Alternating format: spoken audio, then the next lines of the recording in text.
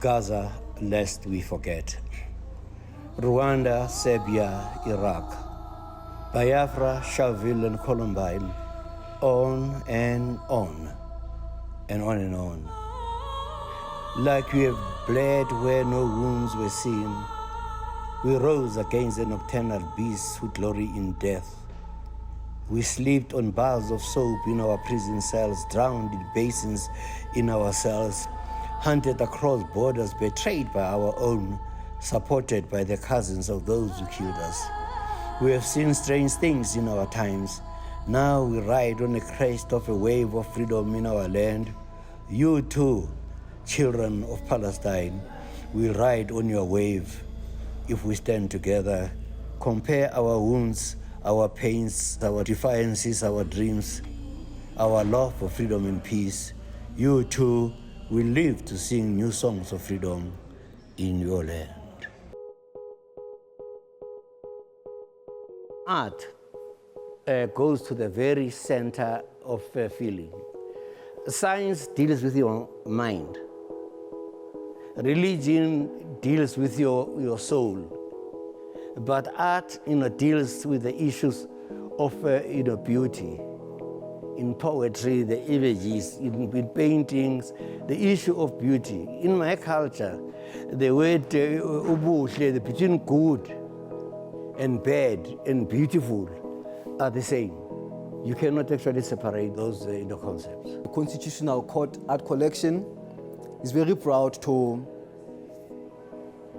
have this work by the great Pitika Ntuli in our custody. It's quite a monumental work, the sculptural work. It has bone in it, which is quite a special material, especially in the context of contemporary art. It's a timeless piece. It may be called Gaza, lest we forget, but it does also speak to a number of other conflicts that have happened throughout humanity. The history of the Hill is centered around some themes that are shared by the artwork. It speaks to art, it speaks to justice, it speaks to hope, it speaks to humanity, and all of these aspects are an intrinsic part of the collection at CCAC. The Constitutional Court right is the guardian of our laws and our state of being.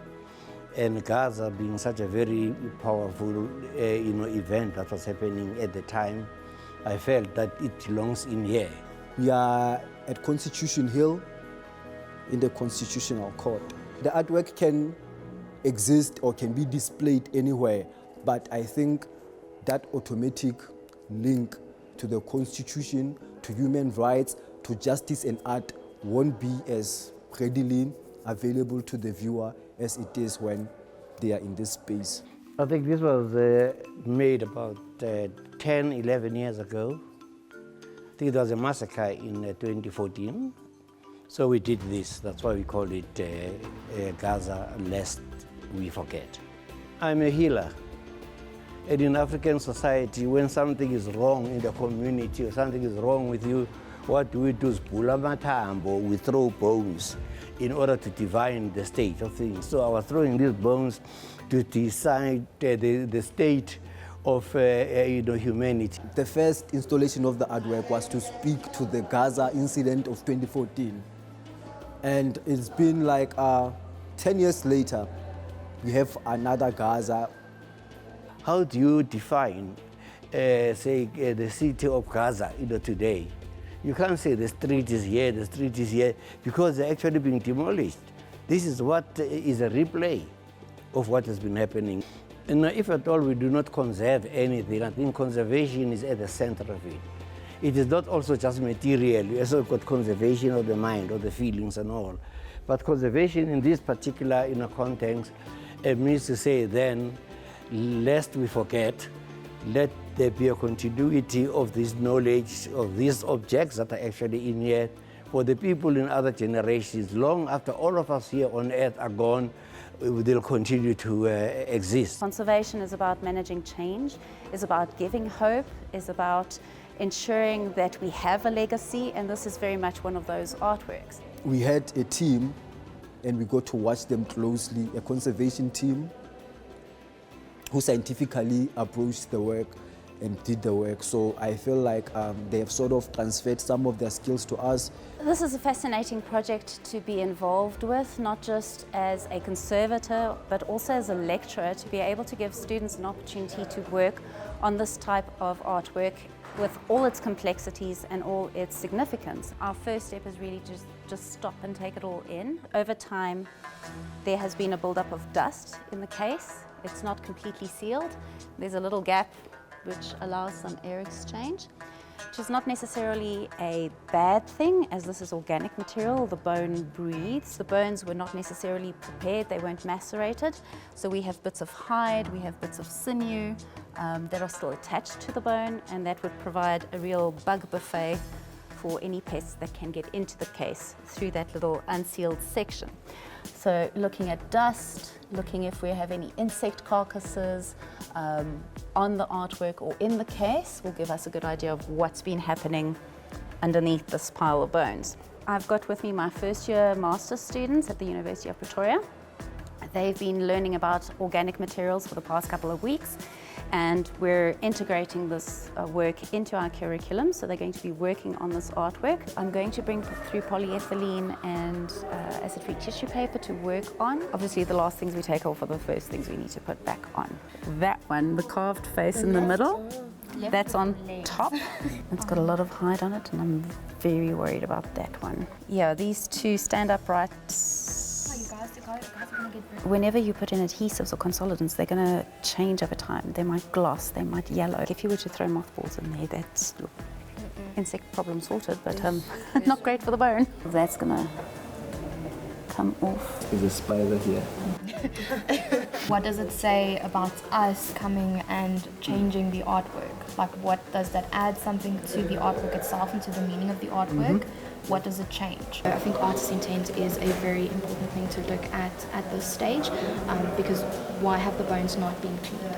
Does it add an element to the artwork itself? Does it have any meaning? Because the artist created this piece to be fluid, and he created it to be changed, and you know, he had this organic idea in mind. So it sounds like he's got a much more organic approach to it. It's sort of like, how does it feel if I put it here? So as conservators, as curators, your documentation needs to be really on point.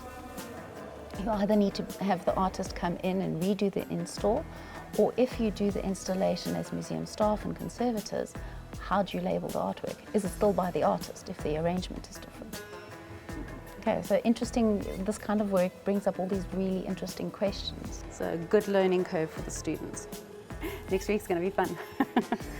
Yeah, it's a challenge, but the nice kind of challenge, and a good learning opportunity. Yeah. Good morning, morning. The fact that we had the artist and his apprentices here sort of enhances my understanding of the artwork, because now we are also looking at the artwork through the eyes of the person who made it, and again in 2024. Looks like a piece of stone. It does look like stone, hey? Why? I thought the placement of the stone was rather interesting at the head of this artwork. Yeah, at the head, yeah. Where visitors walk past. And supporting it all on this side in particular is this pelvis and vertebral column. Yes. The pelvis, yeah, the pelvis is a center of birth. Yes. And this is death. And now you link that with this rib. If I took this rib here and put it in front of you like this, what would it symbolize? Oh, it would look like pregnancy. Exactly. And now if I take the same one and I hold it like this and I put a string on it, it becomes A weapon. I like that. Because as conservators, our roles is not to arrest change, it's to manage it. To manage it, yeah. Gracefully as it ages so that it will last. So we welcome change. It's just how much of it is acceptable versus how much of it you don't want. Yeah. So that's a change that you'd be happy with. Yeah. It's also, part of that change. Just imagine after raising down the city and people are in there, when people come removing stuff, they'll just pick. It's just part of it. As long as you have got one, that is going to be standing. So you want that to that totem one could be this one, could be another. To see here, where you see now those lines there, almost like a building that's in a kind of collapse, you know? See, this is why you need to be here to guide us in how we approach this artwork and the cleaning and the conservation of the art. There's a lot of elements in this artwork, and until we actually start going into it and unpacking it, we don't quite know what we're facing. That's one of the main objectives for today, is to lift up the case and closely examine the artwork, especially with UV light, to see if we can pick up any traces of mold, because that'll determine the kind of cleaning regimen that we will need to apply to this artwork. After removing the glass case, the installation looked bigger. Yeah, there's something about it. Like, it looks freed. Yeah, it looks freed. And certain elements of the work also were revealed. For example, some of the bones, carved bones, bones with patterns on them. Some of them we were only able to realize when the glass was removed. And the fact that this was a conservation project meant that we have to go through every bone. And in doing so, the intimacy, the knowledge of the artwork sort of grew. Many hands make light work. We've got a full team and lots to be done. We're going to examine the artwork once the glass case is removed under UV light to see if there's any presence of mold. The bones have a definite smell. You notice when the case was open. So what I'm doing now is just checking for any mold, and mold will generally appear as dark spots. I don't see anything. Just fantastic news. Once we've established how the artwork is sitting, how the different elements are positioned in relation to one another, we will start removing these elements, documenting the artwork as it changes and as we remove elements. We'll be looking for any insect activity and remove those. We're just going to brush elements off. Any hide or sinew will remain. Once the bones have been removed, they will each be documented again with photographs and text. We will identify particular areas of damage or deterioration, any areas of concerns on those particular bones, and then our cleaning process will start. Conservation really is a multidisciplinary field. It sits at the nexus of art and science. We have students that come from archaeology, from art history, from curatorial practice, from geography. There really is quite a mix. And we do use all those skills and all that knowledge, from engineering a particular type of adhesive for a project so that it is fit for that context in terms of temperature, in terms of humidity, how it's going to interact with an object, all the way through to what is acceptable cleaning practice. So we borrow from a lot of disciplines. It's that combination of all these skills and areas of knowledge and expertise that come together in conservation. We don't want the bones to look sparkly white. It's not the purpose. They must look the way they do look now, just a little bit cleaner. The first one that goes on is that one. The centerpiece. That's the center, well, a little off center. It's pretty much there. See, you see the way. When we said we could reconstruct it almost as good as when you put it together. No, I want you to reconstruct it. All I can do is to tweak up. Sure.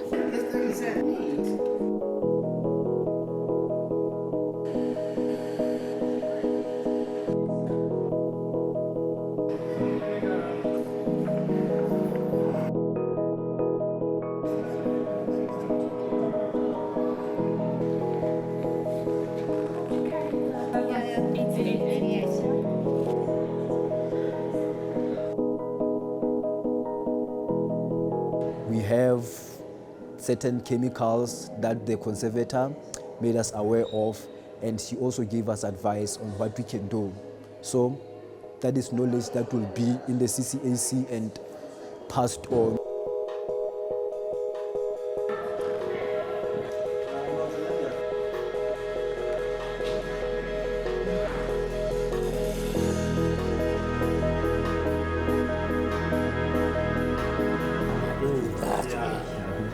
Yeah, the one. Maybe here. Yeah, no, alone.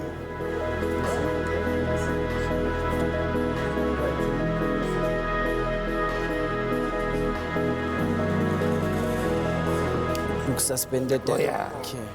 Look at it now. Was that intentional? And did you wish to correct that this time around, or? That's what we have done. I see. The whole of the exercise was, correcting and revisiting. Yeah. No. So we are rearranging it. C is opposed by this, which says here war. The addition to it is that this was 2014. In 2014, people were lying down.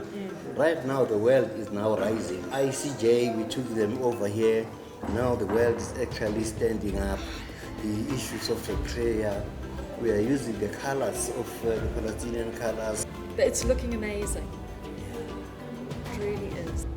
Yeah, you see, the problem is that they killed a child in Geelong. I went there to plant a flower, but already a red flower was growing. Our interactions with Isabelle, the question coming actually from the students, it brought in a number of questions that I was no longer even thinking about. It re-involved, how it was. So when it turns out to be about over 200 bones, then we realized that no, this has been quite a very serious project, yes. The sculpture is more pronounced today because even the consciousness with regards to war, especially with what is happening in Gaza right now, is pronounced and in everybody's psyche, or almost a lot of people's psyche now as compared to when the artwork was being installed before in 2014. And also what has happened this time, anybody that comes in here, we have now added something, we use the colors, like even tell Isabelle and the others, when they see the photos, they'll be shocked. They'll be shocked, yes. Yeah, so you see the flags, the two flags. Proper handling of artworks was already something that, in the CCAC, we proud ourselves with. But this is bones. This is a particular type of material. So I think I got to learn how to properly take care of bones. The more we conserve the artwork, we allow it to live more into the future, such that even it can remain relevant, not just archivally, like something that you just see in records, but it is still here living. If it is relevant now and relevant 20 years later, that is due to preservation and conservation that is done. That's why I say that the work of art has got a life of its own and the context defines it. So for me, this is a place where our laws are. This is where our judges are. This is where justice is. And Gaza is one of the most unjust situations right so now, for it to be here and to link it also to the ICJ, then that South Africa has got an answer. That we looked at these things like this, how can you look at this and be quiet? Definitely. The nature of art is that we speak about the death of the author. Once this work is here, I'm no longer actually in charge of it. You bring your experiences over to the work. Your interpretation from a priest would be different from a criminal, from anybody. So the work of art then becomes almost a kind of a capsule, a kind of a theorem around which people are. People might actually differ according to their own experiences. A work of art never comes to an end.